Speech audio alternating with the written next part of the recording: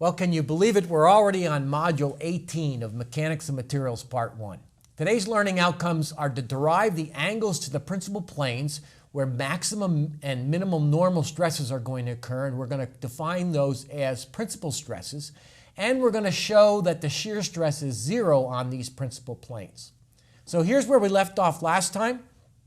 I applied equilibrium to our stress block. We came up with our stress transformation equations so that if we knew the stresses, the normal stresses and shear stresses on any two planes from the external loading condition, we could find shear stress and normal stress on an arbitrary inclined plane. And again, these were the transformation equations. And you'll note that these equations, we've derived these solely from equilibrium. And so they're applicable to stresses for any material, whether it's linear or nonlinear, elastic or inelastic, it doesn't matter.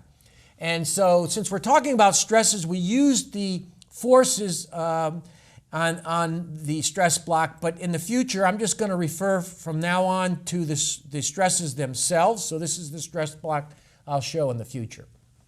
And so for any plane at an angle theta, we find sigma sub m, sigma sub t.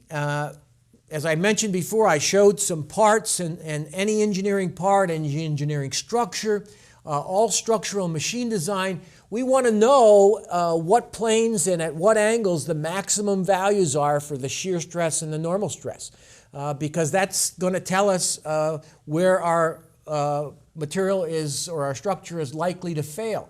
And we've already done tests, tension tests, to find out what material properties the type of material has. And so this all starts to come together. And so let's first find the angle at where the max and minimum normal stresses are going to occur. And my question to you is, how can we do that? How can we find that angle? And so what you should say is, well, to find the angle to the maximum and minimum normal stress, we want to find where sigma sub n, the derivative of the sigma sub m with respect to theta, goes to zero, because that's the mathematical definition of how to find a max or a min. And so we're going to take d theta sub n with respect to theta, and this term doesn't have a theta, so there's no, that goes to zero. This term, we've got a cosine 2 theta, so the derivative of that is going to be minus, since we're going to go from cosine theta to sine theta. The 2 comes out, so it cancels with this 2, and so we get minus sigma sub x minus sigma sub y sine 2 theta. And on this one, we're going to take the derivative of sine 2 theta, so the 2 is going to come out, so we get plus 2 tau xy cosine 2 theta. And so that we want to set equal to 0 for the maximum or the min. And so what we get is, if I work this out, I now have sine of 2 theta over cosine of 2 theta, which is the same as tangent of 2 theta.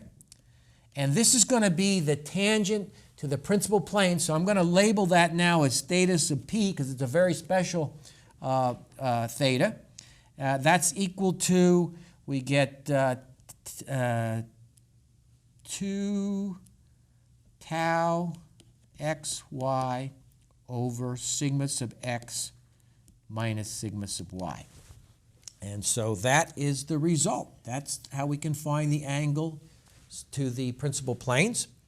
And so theta sub p is the angles to what are defined as the principal planes, and these are the planes where the maximum and minimum normal stresses are going to occur, and we're going to define those as principal stresses.